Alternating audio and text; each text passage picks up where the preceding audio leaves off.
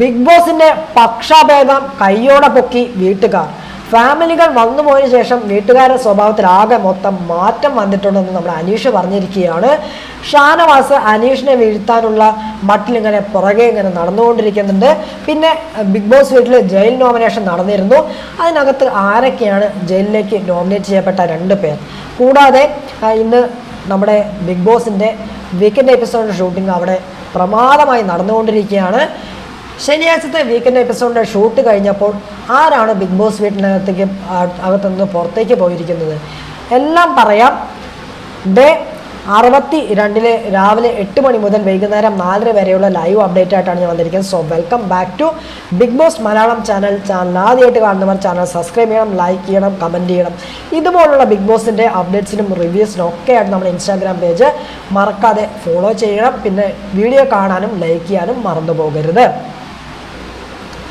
രാവിലെ തന്നെ morning song വരുന്നു. ഇന്നത്തെ മോർണിംഗ് സോങ് എന്ന് പറയുന്നത് എടി പെണ്ണെ ഫ്രീക്ക് പെണ്ണെ എന്നുടെ കൂടെ പോരടി പെണ്ണെ, ആ പാട്ടാണ് മോർണിംഗ് സോങ് ആയിട്ട് വരുന്നത്. അതിനുശേഷം നമ്മുടെ അനീഷും ഷാനവാസും കിച്ചൺ ഏരിയയിൽ ഒന്ന് സംസാരിക്കുകയാണ്.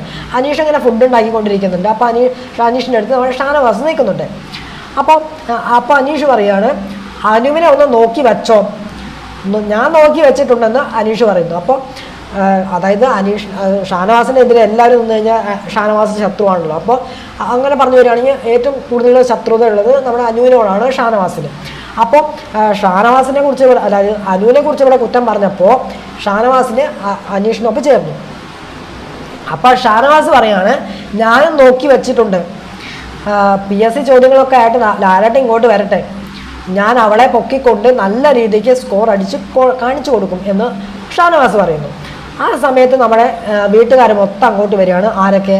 ആര്യനുണ്ട്, അക്ബറുണ്ട്, ബാക്കി എല്ലാവരും ഉണ്ട്. അപ്പോൾ ആ സമയത്ത് നമ്മുടെ അനീഷ് പറയുകയാണ്, ഞാനാണ് ഇവിടുത്തെ ബെസ്റ്റ് ക്യാപ്റ്റൻ. അപ്പോൾ വീട്ടുകാർ, ക്യാപ്റ്റനോ? ആര്? നീയോ? നിന്റെ തലയിൽ എങ്ങനെയോ ചക്ക വീണ് മുയൽ ചത്തതുപോലെ ക്യാപ്റ്റൻ ആയതാണ് നീ. അപ്പോൾ അനീഷ്, ഞാനല്ല ഇവിടെ 4 ടീമായി തിരിച്ചത്, അതിനുശേഷമല്ല എല്ലാവരും വന്നത്. ഞാനാണ് ഇവിടെ 4 ടീമായ കിച്ചൺ, വെസല്, ബാത്റൂം, ഫ്ലോറ് എന്ന് പറഞ്ഞതെല്ലാം തിരിച്ചു കൊടുത്ത് ഞാനാണ്. അതിനുശേഷമല്ല എല്ലാവരും വന്നിട്ട് അതിന് മോഡിഫൈ ചെയ്ത് തിരിച്ചത്. ഞാൻ തന്നെയാണ് ഇവിടുത്തെ ബെസ്റ്റ് ക്യാപ്റ്റൻ, ഞാൻ തന്നെയാണെന്ന് പറഞ്ഞിട്ട് അനീഷ് വാദിക്കുന്നു. എൻ്റെ കയ്യിൽ വീണ്ടും ക്യാപ്റ്റൻ പട്ടം താ, ഞാൻ കാണിച്ചു തരാമെന്ന് പറയുന്നു. അപ്പോൾ വീട്ടുകാർ പറയണം, അയ്യോ വേണ്ട, ഒരു തവണ കിട്ടിയതേ മതിയായി. അതിനുശേഷം സ്റ്റോർ റൂമിനകത്ത് ബെല്ലടിക്കുന്നു. ബെല്ലടിക്കുന്ന സമയത്ത് നമ്മുടെ അനീഷ് ഓടിപ്പോകുന്ന സമയത്ത് നമ്മുടെ ബിന്നി കാണുന്നുണ്ട്. അതായത് മോർണിംഗ് ടാസ്കിന് ലെറ്റർ എടുക്കാൻ വേണ്ടിയിട്ടാണ് അനീഷ് ഓടിപ്പോകുന്നത്. അപ്പം നമ്മുടെ ബിന്നി കാണുന്നു. ബിന്നി പറയുന്നു, ഞാൻ ക്യാപ്റ്റനായിട്ട് നിൽക്കുമ്പോൾ അതെടുക്കാൻ എനിക്കറിയാം അനീഷ എന്ന് പറയുന്നു. അപ്പം അനീഷ് പറയുന്നു, അതെന്താ, മിനിഞ്ഞാന്ന് വരെ ഞാനല്ല എടുത്തുകൊണ്ടിരുന്നത്, അതായത് മൈക്കയുടെ ബാറ്ററി മാറ്റാൻ ഞാൻ പറയും, അതുപോലെ തന്നെ ഗുളിക എടുത്തു കൊടുക്കാൻ ഞാൻ വേണം, അതുപോലെ തന്നെ മോർണിംഗ് ടാസ്ക് ഞാനാണ് എടുത്ത് വായിക്കുന്നത്.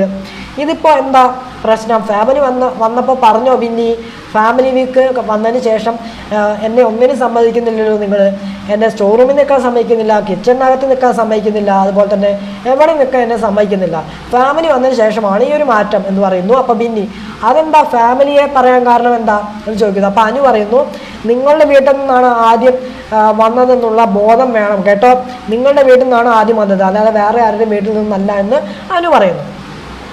അപ്പോൾ അനീഷ് പറയുന്നു, ഫാമിലി വന്നതിന് ശേഷമാണ് എല്ലാവരും എന്നെ മാറ്റി നിർത്താൻ തുടങ്ങിയിരിക്കുന്നതെന്ന് പറയുന്നു. ശരിക്കും പറഞ്ഞു കഴിഞ്ഞാൽ അങ്ങനെയൊന്നുമില്ല, പക്ഷേ അനീഷ് അങ്ങനെയാണ് വിചാരിച്ചു വെച്ചിരിക്കുന്നത്. ഫാമിലി പറഞ്ഞോ ഇങ്ങനെ ചെയ്യാൻ, ഞാനാണ് മോർണിംഗ് ടാസ്കിൻ്റെ ലെറ്റർ ഡെയിലി എടുത്ത് വായിക്കുന്നത്, ഇന്നലെ വരെയും അങ്ങനെ തന്നെയായിരുന്നു, ഇന്നെന്താ അപ്പോൾ പുതിയൊരു മാറ്റം? അപ്പോൾ ബിന്നി പറയാണ്, ഞാൻ ക്യാപ്റ്റൻ ആയിരിക്കുമ്പോൾ ഇത് പറ്റത്തില്ല എന്ന് ബിന്നി പറയുന്നു. അതിനുശേഷം മോർണിംഗ് ആക്ടിവിറ്റി വരുന്നു. ഇന്നത്തെ മോർണിംഗ് ആക്ടിവിറ്റി എന്ന് പറയുന്നത് ബിഗ് ബോസിന് കിട്ടിയൊരു പണി എന്ന് വേണമെങ്കിൽ പറയാം. കാരണം ബിഗ് ബോസിന് എല്ലാവരും പൊക്കി പറയുമെന്ന് വിചാരിച്ചു, പക്ഷേ എല്ലാവരും ബിഗ് ബോസിൻ്റെ പാർഷ്വാലിറ്റി അങ്ങ് തുറന്ന് കാണിച്ചു കൊടുത്തു, വെട്ടി തുറന്ന് അങ്ങ് പറയുന്നുണ്ട്. അപ്പോൾ ഇന്നത്തെ മോർണിംഗ് ആക്ടിവിറ്റി എന്ന് പറയുന്നത് ബിഗ് ബോസ് വീട്ടിൽ, അതായത് ബിഗ് ബോസ് വീട്ടിൽ നിങ്ങൾക്ക് ബിഗ് ബോസിന് ഇഷ്ടമില്ലാത്ത കാര്യവും അതുപോലെ തന്നെ ബിഗ് ബോസിന് നിങ്ങൾക്ക് ഇഷ്ടമില്ലാത്ത കാര്യവും പറയാനാണ് പറയുന്നത്. ഇഷ്ടമുള്ള കാര്യം, ഇഷ്ടമില്ലാത്ത കാര്യം പറയാം.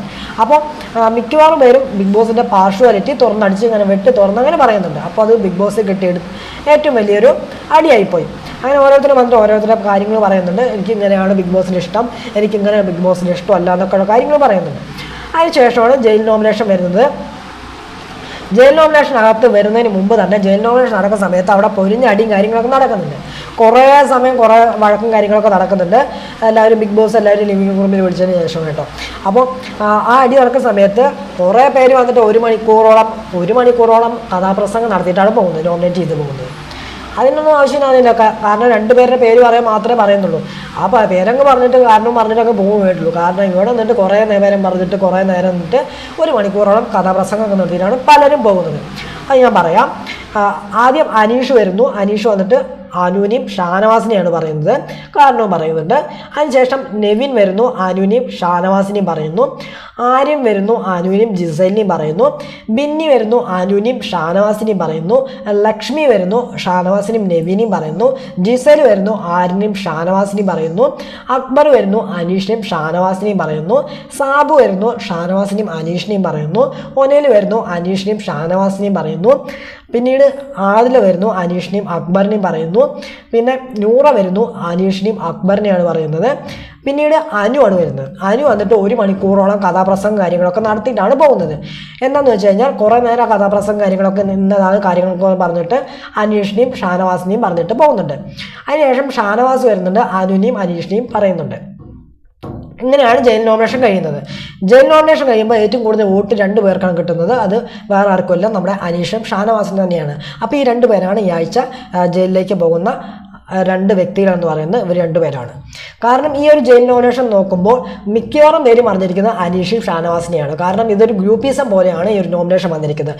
ബാക്കി കുറച്ച് പേര് മാത്രമാണ്, 1 2 3 5 പേര് മാത്രമാണ് കുറച്ച് പേരുകൾ വ്യത്യാസമാക്കിയിട്ട് പറഞ്ഞിട്ടുള്ളത്. ബാക്കി എല്ലാവരും സെയിം കണ്ടന്റ് തന്നെയാണ്. അതായത് അനീഷ് ഷാനവാസ് അങ്ങനെ പോയിരിക്കുന്നത്.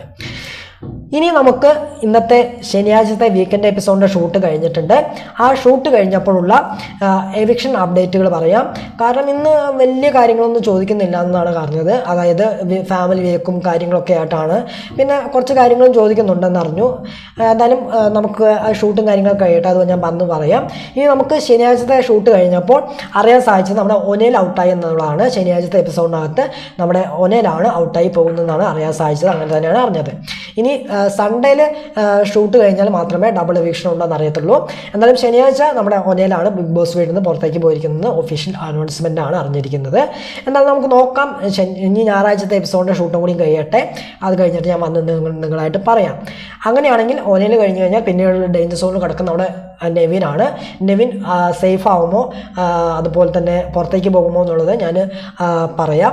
അതെന്തായാലും ഞായറാഴ്ചത്തെ എപ്പിസോഡ് കൂടി കഴിയട്ടെ. അപ്പോൾ ഞാൻ വന്ന് പറഞ്ഞു തരാം. ഓക്കെ, അപ്പോൾ ഈ ഒരു അപ്ഡേറ്റാണ് നിങ്ങളുടെ മുമ്പിലേക്ക് എത്തിക്കാനാണ് ഞാൻ വന്നിരിക്കുന്നത്.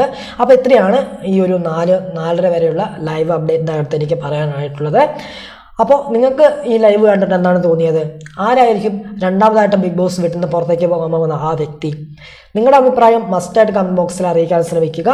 അപ്പോൾ അടുത്ത വീഡിയോ ആയിട്ട് വരാം, അടുത്ത വിശേഷമായിട്ട് വരാം. അപ്പോൾ അതുവരെ എല്ലാവർക്കും tata, bye bye and see U.